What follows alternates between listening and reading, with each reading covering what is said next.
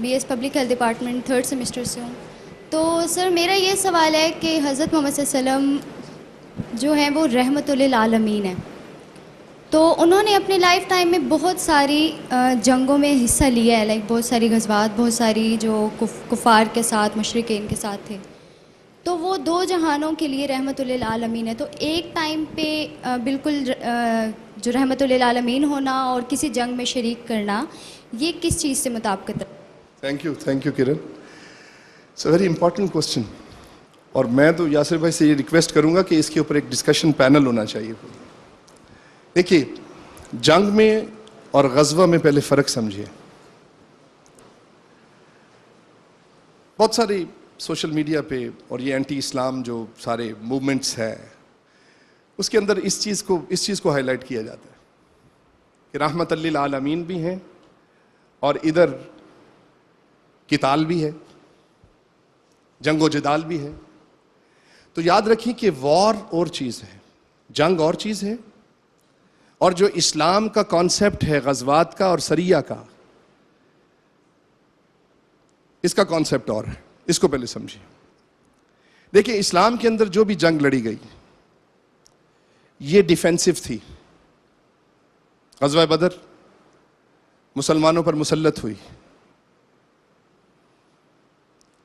جو کفار مکہ تھے وہ یہ برداشت نہیں کرتے تھے کہ ہماری پاورز ہمارے ہاتھ سے چلی جائیں اور ہم یہ جو جہالت کے اندھیروں میں ان سے باہر نکل آئیں کہ جب ضرورت پڑتی ہے بیٹی کو زندہ درگور کر دیتے ہیں، ضرورت پڑتی ہے تو ماں کو منڈی میں بیچ دیتے ہیں، پیسوں کی ضرورت پڑی تو. وہ تو اس چیز سے نہیں نکلنا چاہتے تھے. اور رسول کریم صلی اللہ علیہ وسلم تو مدینہ ہجرت فرما گئے، اور پہلا غزوہ جو ہوا یہ جنگ انہوں نے مسلط کی. تو غزوہ اور وار میں فرق ہے، اس کے مقاصد میں فرق ہے. غزوہ یا سریہ یا مسلمانوں کا باہر نکلنا وائلیشن نہیں ہے، یہ حقوق کا تحفظ ہے. اللہ کے نظام عدل و انصاف کو نافذ کرنا اور ظلم کو ختم کرنا ہے. کیا یہ ظلم نہیں ہے کہ ایک چھوٹی بچی چیخ رہی ہے، پکار رہی ہے، اور آپ ایک کھڈا کھود کر اس کو اس میں دفن کر دیتے؟ کیا یہ ظلم نہیں ہے؟ کبھی گھوڑا دوڑانے پہ جھگڑا، کبھی پانی پلانے پہ جھگڑا. رومنس کی ہسٹری پڑھیں آپ. What was happening there? کیا عزت تھی عورت کی. اور ادھر رسول کریم صلی اللہ علیہ وسلم نے تو عورت کو اتنی عزت دی، اسلام نے ماں کے قدموں میں جنت رکھ دی. سیدہ کائنات، مخدومہ کائنات حضرت فاطمہ الزہرا رضی اللہ تعالی عنہا آپ کے پاس حاضر ہوتی، حضور کھڑے ہو کر استقبال کرتے. تو جنگ اور غزوہ میں فرق ہے. غزوہ ڈیفینسو ہوا، ساری جنگیں جتنی لڑی گئیں 74 کے قریب جو ہے، اس میں کچھ تھوڑی سی تعداد میں فرق ہے. 74 47 and 27 غزوات ہیں. 47 جو صحابہ نے لڑی آقا کریم صلی اللہ علیہ وسلم کی حیات میں، لیڈنگ کوئی سپہ سالار، کوئی صحابی تھے. یہ ساری جنگوں کو اگر آپ دیکھیں تو یہ ڈیفینسو تھیں، اللہ کے عدل کو قائم کرنے کے لیے، ظلم کو ختم کرنے کے لیے تھا. ناٹ فار پرسنل گینز، نہ دنیا کے اوپر قبضہ کرنے کے لیے جیسے آج قبضے ہو رہے ہیں غزہ پر. تو دیٹس سم تھنگ ایلس. اس میں یہ غزوات کا کانسیپٹ ہے، اور آپ حیران ہو جائیں گے اگر آپ اس کی اسٹیٹسٹیکل ڈیٹا دیکھیں تو 74 غزوات میں سے ٹوٹل جو ڈیتھس ہوئیں وہ 1.5% ہے. اور ادھر صرف جنگ عظیم اول اور دوم کے اندر ملینز اینڈ ملینز لوگ مارے گئے. یہ جنگ عظیم اول، یہ وار ہے جس میں ناحق انسانیت مرتی ہے. اور غزوات اور جو سریہ ہوئے ان کے اندر 1.5% صرف ڈیتھس ہیں. اتنی، وہ بھی 1 to 1 فائٹ کے اوپر. اور اس میں بھی ہمارے اصول ہیں. اللہ کے حبیب صلی اللہ علیہ وسلم نے وہاں بھی جنگ میں بھی انسانیت کے لیول کو قائم رکھا. فرمایا کسی بچے کو قتل مت کرنا، جب تم غالب ہو جاؤ، فتح پا جاؤ، کسی بچے کو قتل مت کرنا، کسی عورت کی بے حرمتی مت کرنا، کسی بوڑھے کو ہاتھ مت لگانا، اور کسی عبادت گاہ کو مت گرانا، جس کی بھی عبادت گاہ ہو. کوئی تم سے لڑو، اگر لڑتے ہوئے اس کے ہاتھ سے تلوار گر جائے تو اس کو موقع دو. یار واٹ اے بیوٹیفل دین. آپ اس کو ٹیررزم کے ساتھ جوڑتے ہیں. یار کانسیپٹ کو سمجھیے. غزوات کی موشنز، اس کی محرکات، اس کے موٹیوز کچھ اور ہیں.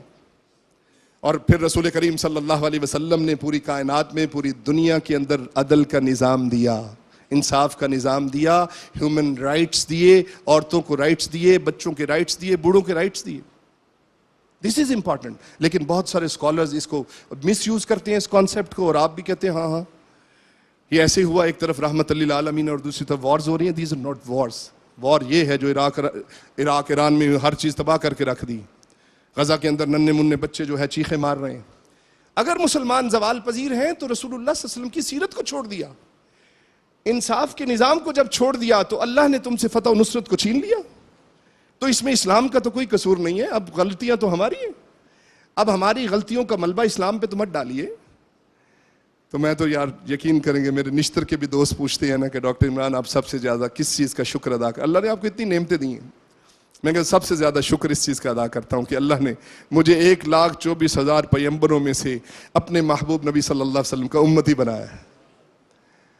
میں سب سے زیادہ اس کا شکر ادا کرتا ہوں کہ مجھے سب سے پسندیدہ دین اللہ نے عطا فرمایا ہے. وہ اور بات ہے کہ ہم پریکٹس نہیں کرتے. تو رحمت للعالمین اپنی جگہ ہے.